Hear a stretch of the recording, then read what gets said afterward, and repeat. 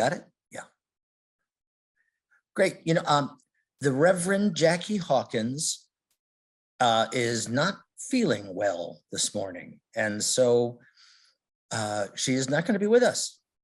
But Susan has acquired what Jackie was going to say and will deliver it. I think isn't that how we partner and do well with all that? So, Susan, should we give you a background and talk about, well, actually, let's let Dennis do that. No, okay, all right. Yeah, Jackie sent me her script and asked that I read it for her. So this will not be presented with all the drama and enlightenment that Jackie could deliver, but I think you'll enjoy it. Her talk is entitled A Mother's Power. Happy Mother's Day. Fortunately or unfortunately, Mother's Day has become a day that means rushing out to buy flowers or a card, making reservations to take mom and grandma out to brunch or dinner, or at least giving your mother a call on the phone rather than texting or tweeting her. Celebrations to honor mothers can be traced back to ancient Greece. However, Mother's Day in the US officially came about because a daughter successfully lobbied to honor her mother's service during the aftermath of the Civil War, a war that had torn apart the nation.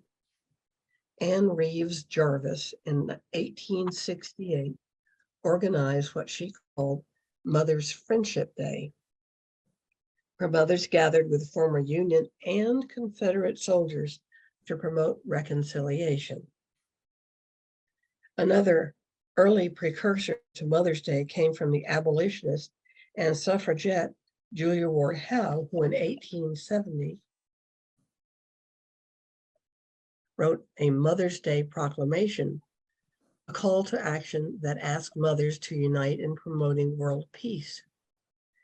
Both Howe and Jarvis desired to heal our nation, so Mother's Day in the US had its origins in social consciousness, promoting peace and serving the wounded in the Civil War on both sides of the conflict.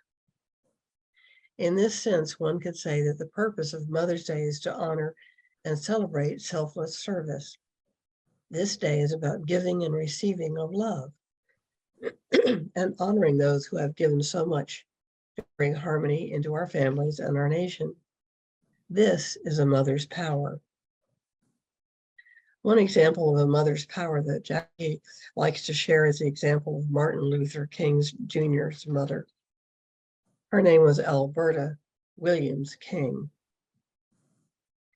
Jackie had the actual honor of meeting her and attending the church where her husband and son were senior and associate ministers. It's not a coincidence that Martin Luther King Jr. preached and served and marched to promote the beloved community. This is what MLK Jr. had to say about his mother and how her loving words influenced him. Quote, "My mother is soft-spoken and easygoing. She taught me I should feel a sense of somebodyness." Jackie's not with us. Sorry. That was Doug. Keep going, or start over again. Start again. "My mother is soft-spoken and easygoing. She taught me that I should feel a sense of somebodyness, but that on the other hand, I had to go out and face a system that stared me in the face every day, saying you are less than, you are not equal to." She told me about slavery and how it ended with the Civil War. She made it clear that she opposed the system and I must never allow it to make me feel inferior. Then she said the words that almost every Negro hears before he can yet understand the injustice that makes them necessary. The words are, "You are as good as anyone."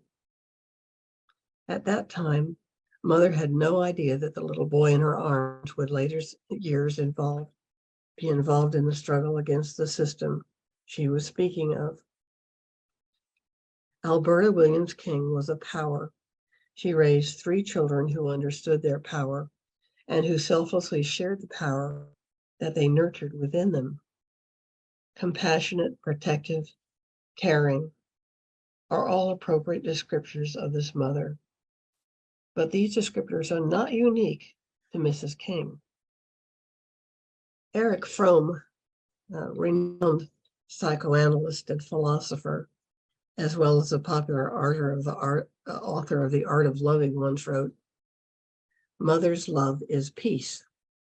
It need not be acquired. It need not be deserved. The benefits of a strong attachment with a mother are far-reaching. To grow up secure in the knowledge that you are loved because you are you, that you are cared for because you are you, and that you are valued because you are you, sets a firm foundation of self-belief and self-worth. Without that affinity, the effects can be devastating."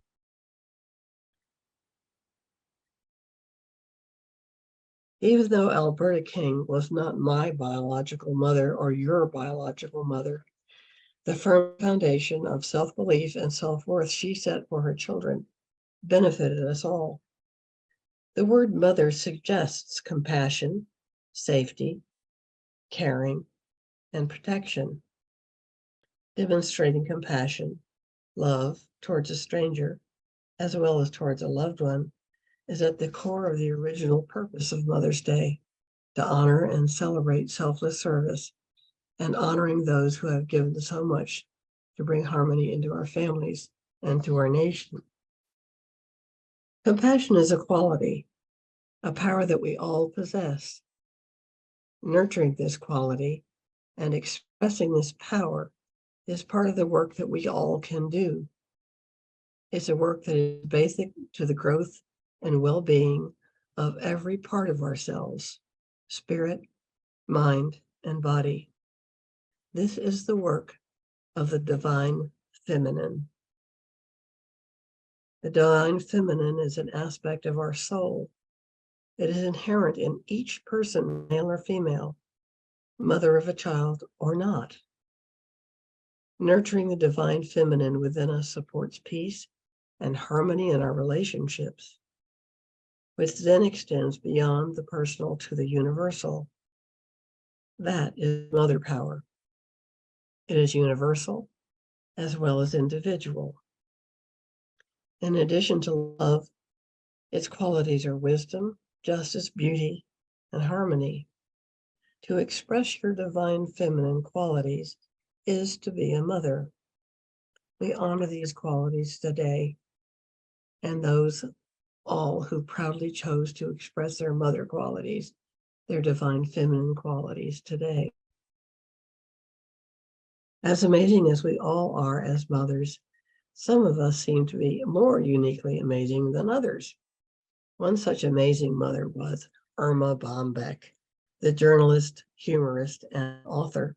She was smart, creative, funny, and so very wise. One of her favorite themes was mothers. Today, in honor of this very unique and amazing mother, Irma Bombeck, I've chosen an excerpt to share from one of her pieces.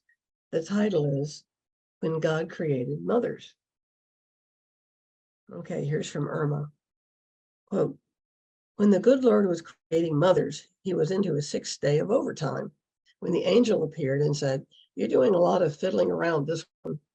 And God said, 'Have you read the specs in this order?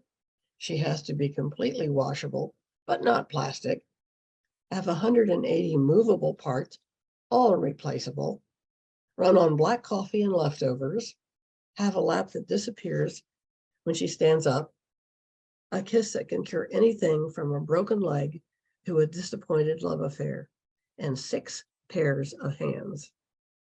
The angel shook her head slowly and said, 6 pairs of hands? No way. 'It's not the hands that are causing me problems,' God remarked. 'It's 3 pairs of eyes that mothers have to have. One pair that sees through closed door when she asks, 'What are your kids doing in there?' when she already knows. Another here in the back of their head that sees what she shouldn't, but what she has to know. And of course, the ones up here that can look at a child when he goofs up and say, 'I understand, and I love you, without so much as uttering a word. God, said the angel, touching his sleeve gently, get some rest tomorrow. I can't, said God. I'm so close to creating something so close to myself. Already I have one that heals herself when she is sick, can feed a family of 6 on 1 pound of hamburger, and can get a 9-year-old to stand under a shower. The angel circled the model of a mother very slowly. It's too soft, she sighed. But tough, God said excitedly. You can't imagine what this mother can do or endure. Can it think? Not only can it think, but it can reason and compromise, said the Creator. Finally, the angel bent back over and ran her finger across the cheek. There's a leak, she pronounced. I told you that you were trying to put too much into this model. It's not a leak, said the Lord. It's a tear. What's that for? Asked the angel. It's for joy, sadness, disappointment, pain, loneliness, and pride. You're a genius, said the angel to God. And God said, it is genius, isn't it? Irma Bombeck was a uniquely powerful mother. A mother's power is God power. It's divine. It's the very definition of love. It's unconditional, it's steady, it's sure, and it is patient. I don't know the details of each relationship of mother to child represented here this morning, but I do know that even in strained mother-child relationships, there's a powerful soul connection that cannot be broken, cannot be matched by anything that exists in the universe. Jackie says, my relationship with my mother was not always great, especially early on. But as I became an adult, our relationship blossomed into something that I will always cherish. Mother knew what I needed even before I knew what I needed. Mother's power is a divine, precious gift to be cherished. It is a gift that is sacred, a gift to be honored. We are never too young or too old to write about what our mothers mean to us. I'd like to share the following poem written by a 92-year-old woman who finally took the time to express her gratitude for her mother. Thanks, Mother. I could never tell you, Mother, the words were never there to say how much I love you, to thank you for your care, to let you know my thoughts I tried 1,000,000 times. Words have not been written that let my feelings rhyme. Your tender love has guided me. Your wisdom makes me strong.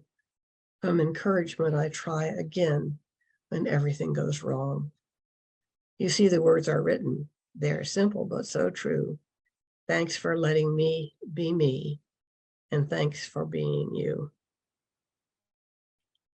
Today, we hold a special space in our hearts and minds to honor all mothers and the mother power, the divine feminine that resides in us all.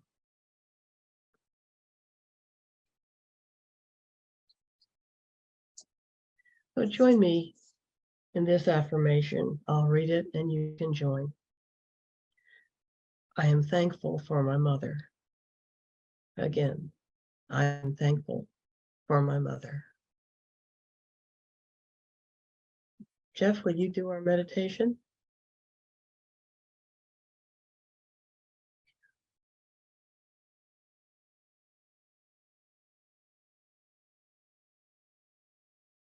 I just disappeared.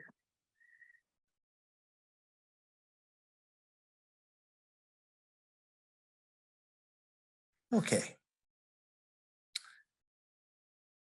Sit comfortably, gently close your outer eyes, and notice all that you are. You are here with your body, your mind, your physical sensations, and all the thoughts that come and go. Be aware of your body and your breathing. Now, reflect on yourself as a parent and identify what you feel went well in how you interacted with your children. Think about what that was for you. Whether it was acting kind, being supportive, being a disciplinarian, and contributing to the well-being in some fundamental way that was you.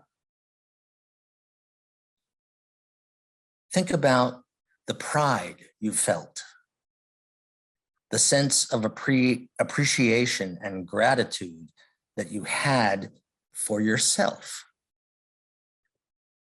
Appreciate the beauty of that moment and the fact that you were able to notice yourself and all that you are, and the fact that you had many eyes and hands. Notice that every day you are becoming more thoughtful, more in tune, and more generous in your parenting. You're always getting better with each moment that passes.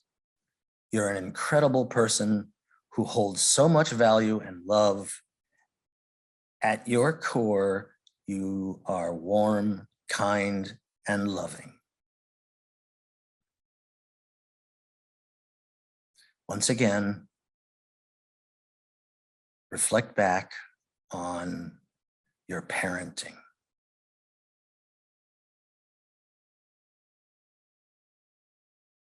Remember a time when you made a situation better.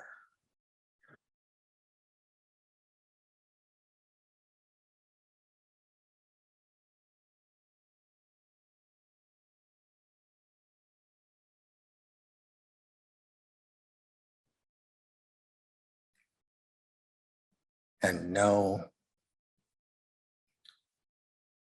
that it never ends.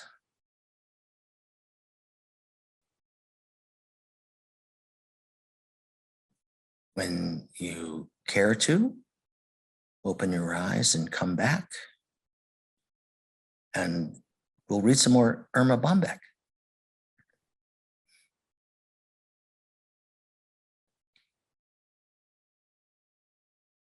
That was by Michelle Maidenberg, who I looked around for today, and I thought, this actually complements and works with Jackie's talk pretty well. So go forth and parent.